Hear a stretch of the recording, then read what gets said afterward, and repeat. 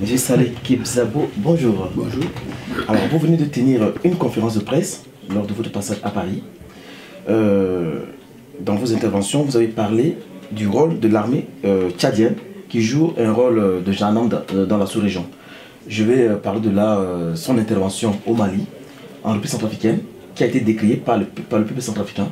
Quelle est votre lecture par rapport au rôle de l'armée tchadienne dans l'opération FOMAC en République centrafricaine? Vous savez que l'armée tchadienne a dû décamper le RCA, j'allais dire, dans le désordre. C'est Déby qui a fait un coup d'État pour installer Bozizé au pouvoir. Ce sont les troupes tchadiennes qui ont installé Bozizé au pouvoir. Et depuis l'installation de Bozizé au pouvoir, les troupes tchadiennes se sont comportées comme un territoire conquis. Et cela a exacerbé un peu la haine contre les Tchadiens. Et aujourd'hui, ce que nous vivons en RCA est parfaitement le reflet de ce que Déby a fait dans ce pays. Vous savez qu'il a dû quitter précisément il y a 2 ans, il a retiré ses troupes il y a 2 ans, avec toutes les conséquences qui s'en sont suivies. Tous ces réfugiés aujourd'hui s'est retournés, comme on les appelle, ici et là, dans les pays voisins. C'est la faute du Tchad, c'est la faute de Déby. Et je pense une responsabilité très lourde qu'il porte. Dans les autres pays, vous savez que Déby n'est à l'aise que quand il déstabilise les autres. Il a donc déstabilisé complètement la RCA et j'espère que la RCA aujourd'hui a retrouvé le chemin de son unité pour qu'il se développe. Il a tenté de déstabiliser le Cameroun, ça on n'en parle pas beaucoup, mais c'est bien ce qui s'est passé pour qu'au Cameroun, l'affaire de Boko Haram prenne une autre tournure pour qu'il y ait une nouvelle alliance avec le Cameroun. Il a tenté de déstabiliser le Nigeria. Boko Haram, vous savez, quand on cherche bien en profondeur, ben, on y trouvera des choses. Chef de file dont vous êtes, si vous êtes demain élu président, le futur président du Tchad, qu'est-ce que vous allez proposer aux Tchadiens, au peuple tchadien par rapport à la sécurité, par rapport à cette réforme de l'armée? Ben, nous avons un schéma totalement différent de celui de Déby. Déby a une armée clanique. Il n'y a pas d'armée nationale au Tchad depuis plus de 20 ans. Il a totalement déstructuré l'armée nationale qui aujourd'hui est réduite à une portion congrue de quelques milliers d'hommes qui sont à son service exclusif, comme on l'a vu dans d'autres pays africains.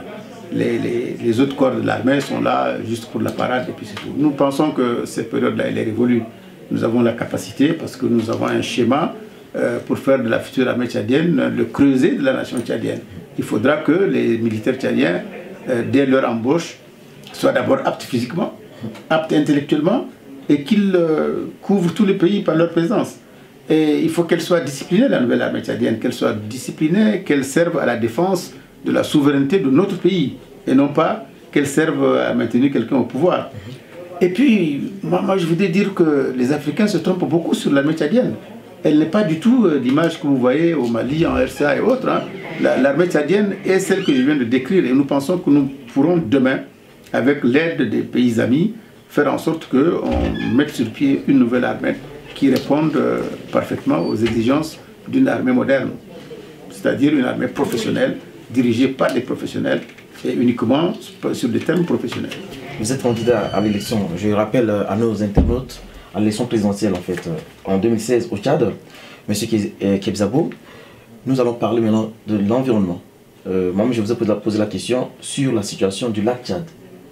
Si vous arrivez aux affaires, concrètement, qu'est-ce que vous allez faire par rapport à ce que M. Déby demande pour renflouer le lac Tchad par le fleuve Ubangui? Non, la première chose que je vais faire et que je vais demander aux autres membres de la CBLT, la commission de bassin du lac Tchad, c'est que nous commencions par nos propres forces d'abord. Il y a des choses que nous devons faire.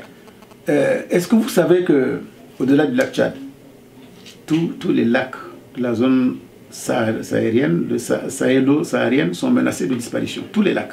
Et au Tchad, ce n'est pas seulement le lac Tchad. Il y a 3 ou 4 autres lacs qui sont menacés de disparition. Est-ce que vous savez que même les fleuves et les rivières de ces régions-là sont aussi menacés de disparition?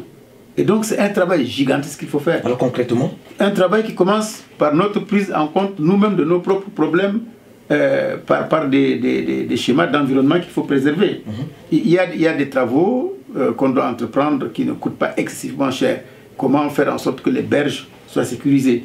Comment reprendre les plantations par la reforestation le long des fleuves et même au-delà, puisque c'est un gros problème d'environnement qui se pose dans des pays comme le nôtre, où on fait du cinéma cette forêt qu'on veut planter du Sénégal jusqu'à Djibouti, par exemple, arriver au Tchad, il n'y a même plus d'argent pour payer même le personnel qui doit l'entretenir. Et donc nous allons nous engager avec le soutien des populations qu'il faut sensibiliser à l'idée que ce problème du lac Tchad, au-delà des 35 millions de personnes qui sont concernées dans la sous-région, concerne même tout le Tchad. Et donc je pense qu'il y a des choses que nous pouvons faire, que nous devons faire nous-mêmes les pays avant de nous adresser à l'extérieur comme on le fait aujourd'hui pour appeler l'aide internationale au secours. Qu'on montre d'abord que nous-mêmes nous sommes concernés et que nous nous engageons avant de faire venir d'autres. Monsieur le candidat, pour terminer cet entretien, quel est votre état d'esprit par rapport au mois d'avril 2016? Moi, je suis tout à fait serein, je l'ai dit au Tchad, je le dis devant vous aujourd'hui ici, je suis tout à fait serein. L'opposition tchadienne est tout à fait sereine parce que nous avons toutes les chances, je pense, même en restant mesurés, nous avons toutes les chances de faire en sorte que ce cauchemar qui dure depuis 25 ans cesse.